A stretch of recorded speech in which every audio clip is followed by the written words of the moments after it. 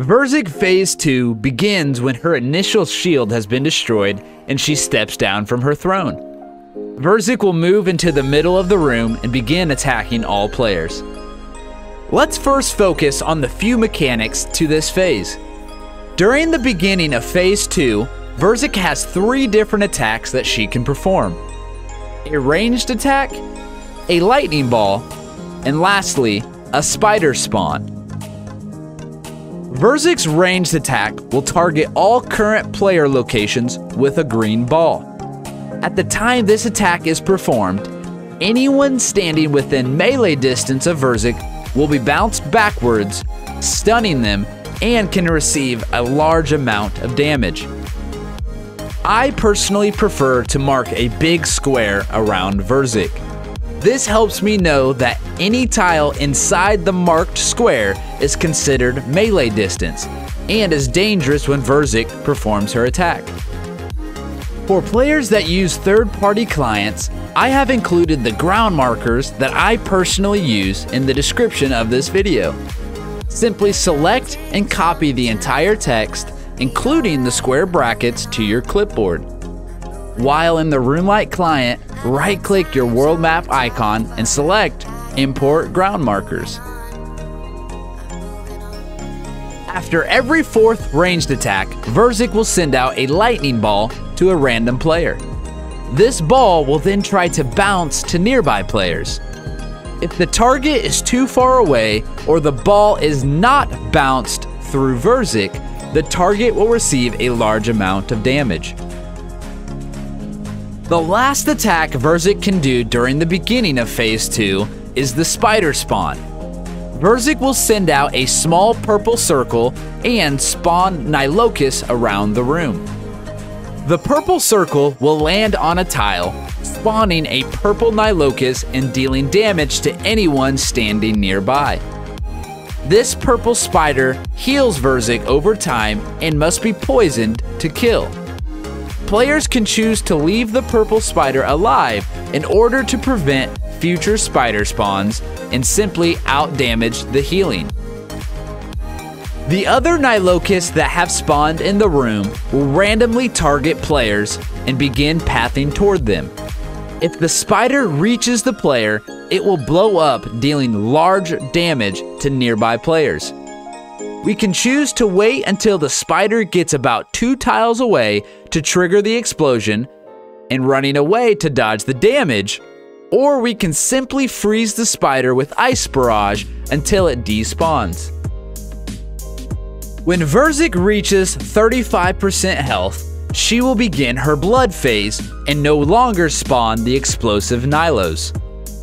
She begins this phase by siphoning any incoming damage and spawning 2 red Nilocus on either side of her. Every time Verzik spawns these spiders, any damage that is dealt to her will instead heal her. After a short period of time, Verzik will then absorb the red spiders and heal based off of their current health.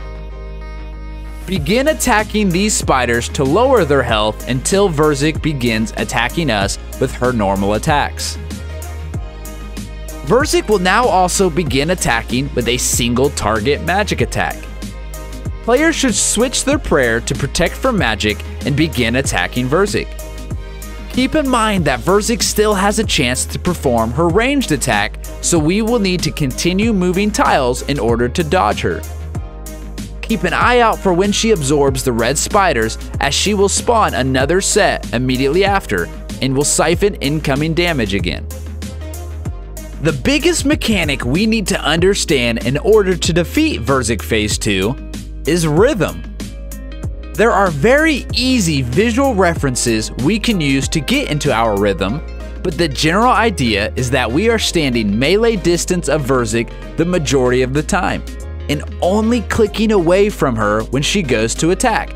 Then we are right back on to her again. If available, players should choose to drink their 4th and final dose of Divine Super Combat Potion when we begin Phase 2. Now let's focus on the rhythm.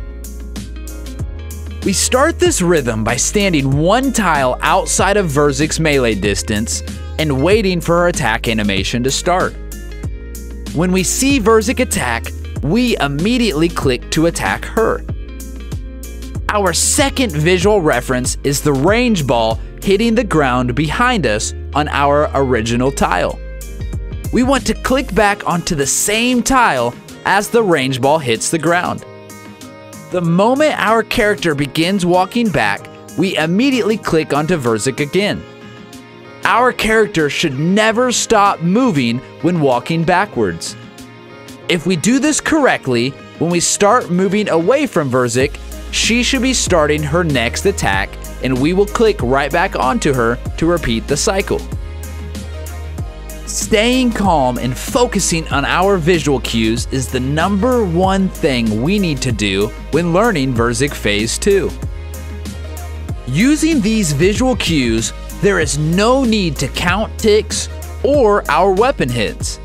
Simply look for the range ball on the ground and click when we see it. During Verzik's blood phase, the rhythm is the exact same.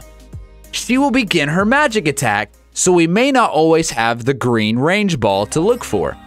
Instead, our visual cue is a damage hit splat on a player. The moment we see the hit splat on the target player, we click away, and then immediately back onto Verzik.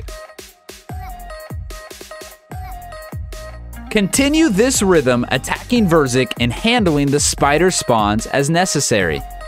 When Verzik's health reaches 0, she will begin her third and final phase.